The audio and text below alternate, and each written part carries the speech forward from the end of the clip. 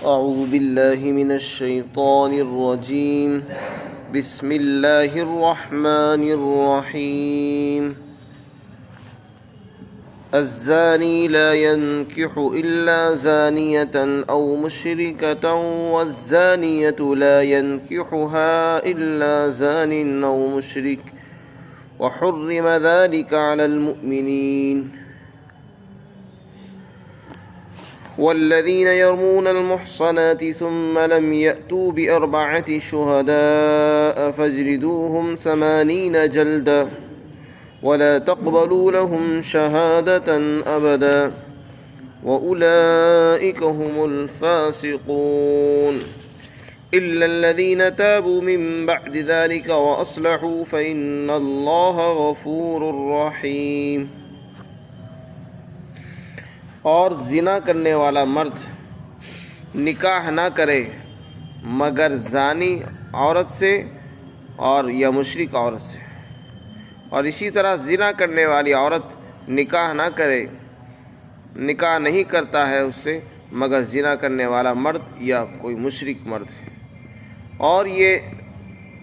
زانیہ سے نکاح حرام ہے ایمان والوں پر. اور جو لوگ پاک دامن عورتوں پر تہمت لگاتے ہیں پھر گواہوں کو 4 گواہوں کو پیش نہیں کرتے تو ان کو 80 کوڑے لگاؤ اور ان کی گواہی کبھی قبول مت کرو. اور یہ لوگ فاسق ہیں مگر جو لوگ توبہ کر لیں اس کے بعد اور اپنے اعمال کو درست کر لیں تو اللہ بخشنے والا ہے اور بڑا مہربان ہے.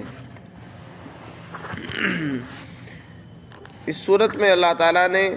پاکیزہ معاشرے کو قائم کرنے کے اصول بیان فرمائے. چنانچہ اسی کے لیے زنا کے اوپر سخت سے سخت سزا کو جاری کرنے کا حکم دیا پہلی آیت میں. اب یہاں پر اللہ تعالیٰ نے زنا کرنے والے مرد اور زنا کرنے والی عورتوں کا مزاج بیان کیا ہے. عموماً ہوتا یہ ہے کہ زنا اتنا گھناؤنا اور گندا اور خبیث عمل ہے کہ جب انسان کو اس کی عادت پڑ جاتی ہے تو اس کا زہر انسان کے اخلاق کو بھی خراب اور کر دیتا ہے اور بگاڑ دیتا ہے. صرف انسان ہی نہیں بگڑتا، اس کے اخلاق بھی بگڑ جاتے ہیں، اس کی عادتیں بگڑ جاتی ہیں. وہ کس طرح؟ اللہ تعالیٰ فرماتے جو آدمی زنا میں ملوث ہوتا ہے تو اس کا گندا ذہن ہو جاتا ہے، اس کا مزاج گندا ہو جاتا ہے، یہاں تک کہ حرام اور حلال سے بھی اس کو کوئی بحث نہیں ہوتی، اور بس اس کا مقصد نفسانی خواہشات کو پورا کرنا اور اپنی شہوتوں کو پورا کرنا ہوتا ہے. نہ اس کے پیش نظر ایک معاشرے کے قیام کا مقصد ہوتا ہے، نہ اولاد کا پیدا کرنا اس کا مقصد ہوتا ہے، اور نہ ہی معاشرے میں خیر وجود میں آئے اور شر دور ہو، یہ اس کا کوئی مقصد نہیں ہوتا. نکاح بھی اس کا مقصد نہیں ہوتا بلکہ اس کے پیش نظر تو اپنی خواہش ہوتی ہے. چنانچہ ایک عادت کو بیان کیا اللہ تعالیٰ نے جو اکثری اور عام طور سے پیش آتی ہے، اور وہ یہ ہے کہ جو آدمی زنا کرتا ہے اس کی طبیعت کا جو میلان ہوتا ہے وہ ایسی ہی عورتوں کی طرف ہوتا ہے جو خود بھی بدکار اور برے اعمال میں مبتلا و ملوث ہوتی ہیں. یعنی اس کی فطرت ہی ایسی بن جاتی ہے کہ وہ صحیح اور نیک اور پاک دامن عورتوں کو پسند ہی نہیں کرتا، نہ ان کی طرف اس کا میلان ہوتا ہے. یا اسی طرح وہ مشرک عورتوں کی طرف رغبت کرے گا، یعنی غیر مسلم عورتوں کی طرف. حتیٰ کہ اگر وہ اس کے ساتھ راضی بھی نہ ہو مگر نکاح کرنے پر تو وہ نکاح کرنے پر بھی تیار ہو جائے گا کسی ایسی عورت سے جو زنا کرتی ہے یا وہ مشرک ہو. اگر وہ اس کے ساتھ شرط بھی لگا لے تو نکاح کرنے پر بھی تیار ہو جائے گا، لیکن نکاح اس کا مقصد نہیں ہوگا بلکہ اس کا مقصد اپنی نفسانی خواہشات ہوتی ہے اور اپنی طبیعت کا میلان. تو قرآن کریم بتانا چاہتا ہے کہ ان کی طبیعتوں کا میلان بھی بدل جاتا ہے ان کا مزاج بدل جاتا ہے، ان کا میلان اچھی عورتوں کی طرف نہیں ہوتا بلکہ بری عورتوں کی طرف ان کی نگاہیں ہوتی ہیں اور ان کی طرف وہ بڑھتے ہیں۔ یہی حال زنا کرنے والی عورتوں کا، کہ زنا کرنے والی عورتوں کا معاملہ بھی ایسا ہی ہے کہ ان سے وہی لوگ رغبت رکھتے ہیں جو زانی ہوتے ہیں یا مشرک ہوتے ہیں۔ اچھے اور پاک دامن لوگ ان کی طرف نہ میلان کرتے ہیں اور نہ رغبت رکھتے ہیں، نہ ان سے نکاح کرنے کی خواہش رکھتے ہیں اور نہ ان کی طرف کسی کو میلان اور رجحان ہوتا ہے۔ تو اس آیت شریفہ میں جو اللہ نے بیان فرمایا یہ ایک عمومی قاعدہ ہے اور ایک عمومی اصول ہے، اس میں کوئی حکم نہیں دیا جا رہا ہے کہ زنا کرنے والا مرد زنا کرنے والی عورتوں سے ہی نکاح کرے، نہیں بلکہ ان کا ایک رجحان اور ان کے ذہن کا میلان بیان کیا کہ یہ زنا ایک ایسا زہر ہے جو انسان کے ذہن کو اور اس کے اخلاق کو خراب کرتا ہے اور اس کی اخلاق اس حد تک گر جاتے ہیں کہ وہ بری اور گندی عورتوں کی طرف کو بڑھتے ہیں، اور اچھے لوگ نہ ان کی طرف رغبت کرتے ہیں نہ وہ اچھے لوگوں کی طرف رغبت اور میلان رکھتے ہیں۔ اور کسی مشرک سے نکاح کرنا یہ بھی چونکہ زنا ہی کے حکم میں ہے، اس لیے ان کا رجحان مشرک ہی کی طرف ہوتا ہے، یا تو کسی مسلمان کی طرف ہوگا، لیکن مسلمان کی طرف اگر ہوگا تو وہ بھی ایسی ہوگی جو زانی ہوگی، زنا میں ملوث ہوگی، یا پھر کسی غیر مسلم عورت کی طرف ہوتا ہے یا کسی غیر مسلم مرد کی طرف ان کا رجحان ہوتا ہے۔ غیر مسلم مرد کی طرف ان کا رجحان اس لیے بیان فرمایا کیونکہ جب ان کا دین الگ ہے، اس کا دین الگ ہے، اس کا دین الگ ہے، تو جب تک دین ایک نہیں ہوتا نکاح حلال نہیں ہوتا، نکاح باطل ہے۔ تو غیر مسلم سے نکاح، ان کا نکاح وہ زنا ہی کے حکم میں ہے، کیونکہ نکاح صحیح نہیں ہوا، نکاح باطل ہو گیا، اس لیے ان کے ساتھ صحبت کرنا وہ حرام ہے، وہ زنا ہی کے حکم میں ہے۔ آگے ارشاد فرمایا یہ جو زنا کرنے والی عورتیں ہیں ان سے نکاح کرنا ایمان والوں پر حرام ہے، ایمان والوں پر حرام ہے۔ اس آیت شریفہ کا کیا مطلب ہے؟ اس کی تفسیر میں مختلف قول ہیں۔ مفسرین نے فرمایا کہ اس کا مطلب یہ ہے کہ جو ایمان والے مرد ہیں، پاک دامن ہیں، عفیف ہیں، بے حیا اور بے شرم اور گناہوں میں ملوث نہیں ہے بلکہ پاکیزہ زندگی گزارتے ہیں، ایسے لوگوں پر حرام ہے کہ وہ ایسی عورتوں سے نکاح کریں جو زانیہ ہیں اور بے حیا ہے اور زنا کاری میں مبتلا ہے۔ تو جو عورتیں گندی ہوتی ہیں ان سے نکاح کرنا ایمان والے مردوں پر حرام ہے۔ ان کو چاہیے کہ اپنے نکاح کے لیے، اپنی شریک حیات کے لیے اور زندگی کے ہم سفر کے لیے پاکیزہ اور اچھی عورتوں کو تلاش کریں، خاص طور سے دیندار عورتوں کو ترجیح دینی چاہیے۔ حدیث شریف میں آتا ہے جب نکاح کرو تو دیندار عورتوں کو ترجیح دو۔ تو یہاں پر جس بات کی حرمت بیان کی گئی وہ زنا کرنے والی عورتوں سے نکاح کرنے کا بیان فرمایا گیا کہ ایک آدمی کو زنا کرنے والی عورتوں سے نکاح کرنا حرام ہے۔ لیکن حرام کے دو معنی آتے ہیں۔ حرام کے ایک معنی تو یہ ہے کہ یہ چیز حرام ہے اور اگر کوئی آدمی اس کو کرے گا تب بھی اس کا اثر اور فائدہ مرتب نہیں ہوگا، دنیا میں بھی یہ چیز کالعدم سمجھی جائے گی، یعنی نہ ہونے کے درجے میں۔ جیسے کہ کسی آدمی کا ایسی عورت سے نکاح کرنا جو اس کے محرمات میں سے ہے، محرم رشتہ دار میں سے، کسی کا بہن سے نکاح کر لینا اور بہت قریبی رشتہ دار سے نکاح کرنا کہ جس سے نکاح جائز نہیں ہے،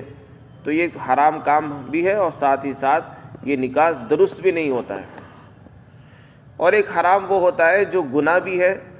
لیکن اگر کوئی آدمی اس کو کر لے تو وہ نکاح صحیح ہو جاتا ہے۔ تو یہاں حرام یہ دوسرے معنی میں استعمال ہوا ہے، یعنی زنا کرنے والی عورتوں سے نکاح کرنا ایمان والے مردوں کے لیے حرام ہے، یعنی گناہ ہے۔ اور اگر کسی نے کر لیا تو نکاح بھی منعقد ہو جائے گا اور نکاح صحیح ہوگا، اور اس کے بعد نکاح کے جو اثرات ہیں، نان نفقہ اور میراث کا جاری ہونا، اولاد کا نسب ثابت ہونا وغیرہ، یہ سب احکام بھی جاری اور مرتب ہوں گے۔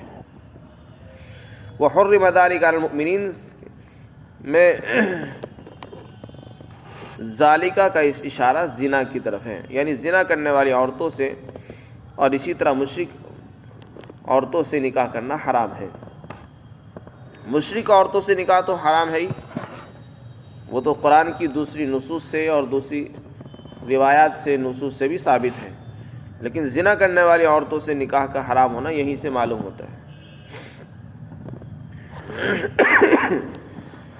فرمایا اور نکاح کرنا حرام ہے ایمان والے مردوں پر۔ ایمان والے مردوں کے لیے ان سے نکاح کرنا حرام کیوں ہوگا؟ مفسرین نے لکھا ہے کہ یہ اس وقت حرام ہوگا جب کہ وہ ان سے نکاح کر کے ان کو اس کام سے نہ روکیں، بلکہ ان کے اس کام پر وہ راضی ہوں، رضامند ہوں۔ مثلا کسی آدمی نے کسی زانیہ سے نکاح کر لیا اور زانی سے نکاح کرنے کے بعد اس کو روکتا نہیں، یا کسی عورت نے کسی ایسے مرد سے نکاح کیا جو زانی اور زناکار ہے اور اس سے نکاح کرنے کے بعد وہ اس کو اس غلط کام سے نہیں روکتی ہے، تو یہ حرام کام سمجھا جائے گا اور اس گناہ میں وہ عورت بھی شریک سمجھی جائے گی۔ تو اس لیے فرمایا کہ یہ کام حرام ہے ایمان والوں کو۔ آگے ارشاد فرمایا جو لوگ پاک دامن عورتوں کو تہمت لگاتے ہیں اور پھر گواہ پیش نہ کر سکیں تو ایسے لوگوں کا کیا حکم ہے؟ اس سے پہلے اللہ تعالیٰ نے زنا کرنے والے مرد، زنا کرنے والی عورتوں کی سزا کا بیان کیا، یعنی 100 کوڑے جبکہ وہ شادی شدہ نہ ہوں، اور اگر شادی شدہ ہوں تو ان کو سنسار کیا جائے گا، یعنی پتھر مار مار کر ان کو ہلاک کیا جائے گا۔ اور دوسری جو حد یہاں پر بیان کی گئی ہے وہ تہمت لگانے والوں کی، اس کو کہتے ہیں شریعت میں حد قذف۔ کسی آدمی نے کسی عورت پر یا کسی عورت نے کسی آدمی پر تہمت لگائی کہ اور یہ کہہ کر پکارا اے زانیہ، اے رنڈی، یعنی کسی کو ایسے الفاظ سے پکارنا اور ایسے الفاظ کے بارے میں کہنا کہ یہ آدمی زانی ہے، یہ بے حیا ہے، یہ بدکار ہے، تو یہ کہنا گویا کہ اس پر ایک تہمت لگانا ہے کہ یہ انسان گندا ہے، حالانکہ وہ ایسا نہیں ہے۔ اس کے بعد اگر وہ عدالت میں اپنا یہ مقدمہ پیش کرے اور عدالت میں جا کر قاضی سے جا کر کہے کہ فلاں نے مجھ پر تہمت لگائی ہے، اور وہ آدمی 4 گواہ پیش نہ کر سکے، جو گواہوں کا نصاب ہے 4 گواہ ہونے چاہیے، اگر وہ 4 گواہ پیش کر لے پھر تو وہ آدمی بری الذمہ ہے، یہ آدمی زانی سمجھا جائے گا اور اس کو کوڑے لگائے جائیں گے۔ اور اگر وہ 4 گواہ پیش نہ کر سکے تو پھر اسی آدمی کو 80 کوڑے لگائے جائیں گے۔ جس نے کسی مسلمان مرد کی یا کسی مسلمان عورت کی عزت کو اچھالا ہے اور اس کے اوپر بے حیائی کا دھبا لگانا چاہا، تو شریعت نے اس کے اوپر بھی پابندی لگائی ہے کہ معاشرے میں کوئی کسی کو برا نہ کہے، معاشرے میں بگاڑ نہ ہو، اس پر بندش لگانے کے لیے اللہ تعالیٰ نے 80 کوڑوں کی سزا مقرر فرمائی ہے کہ ایسے لوگوں کو 80 کوڑے لگائے جائیں گے۔ اور دوسری سزا ان کی بیان کی کہ جو لوگ دوسروں پر بری تہمت لگائیں، اچھی پاکیزہ عورتوں کو گندا بتائیں، تو ان کو جہاں 80 کوڑے لگائے جائیں گے، دوسری سزا یہ ہوگی کہ ہمیشہ ہمیش کے لیے ان کی گواہی کسی معاملے میں قبول نہیں ہوگی۔ اب آگے کے لیے وہ مردود الشہادت ہو گئے، کبھی کسی معاملے میں وہ گواہ بننے کے لائق نہیں رہے، اب کسی معاملے میں ان کو آپ گواہ نہیں بنا سکتے، بلکہ ان کی گواہی ہمیشہ کے لیے ختم کر دی گئی۔ یہ دوسری سزا ان کی ہوگی۔ پھر آگے ارشاد فرمایا یہ تو ان کو 80 کوڑے ملیں گے، لیکن اور یہ ساتھ میں یہ لوگ فاسق کہلائیں گے،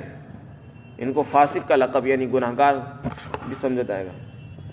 ہاں یہ کہ اگر یہ لوگ توبہ کر لیں، اللہ کے سامنے توبہ کریں، معافی مانگے اور اس عورت سے بھی معافی مانگ لیں جس پر انہوں نے تہمت لگائی، اور ساتھ ہی ساتھ اپنے اعمال کو ٹھیک کر لیں، اپنے اعمال کو درست کر لیں، تو اللہ تعالیٰ فرماتے پھر ان کے اوپر سے جو فاسق کا لقب تھا وہ ختم ہو جائے گا، یہ لوگ نیک اور صالح سمجھے جائیں گے۔ لیکن وہ جو سزا ہے ہمیشہ ہمیش کے لیے ان کی گواہی کو ختم کر دیا گیا، وہ برقرار رہے گی ہمیشہ کے لیے۔ تو اللہ تعالیٰ فرماتے ہیں اگر یہ توبہ کر لیتے ہیں اور اپنے اعمال کو درست کر لیں تو اللہ بخشنے والا ہے اور بڑا مہربان ہے۔ خلاصہ یہ ہے کہ یہاں پر اللہ تعالیٰ نے ایسی عورتوں کی طرف رغبت کرنے سے منع فرمائے کہ جب آدمی نکاح کرے تو ایسی عورتوں کو اپنے نکاح میں منتخب نہ کرے جو بدکار ہوں، فاحشہ ہوں اور بے حیا ہوں۔ اپنے نکاح کے لیے ایسی عورتوں کا انتخاب کرنا چاہیے جو پاکیزہ ہوں، دیندار ہوں، معاشرے کے اندر خیر کے وجود میں آنے کا وہ ذریعہ بنے اور اولاد کی تربیت میں وہ اہم کردار ادا کر سکتی ہوں۔ اللہ تعالی ہم سب کو عمل کی توفیق عطا فرمائے۔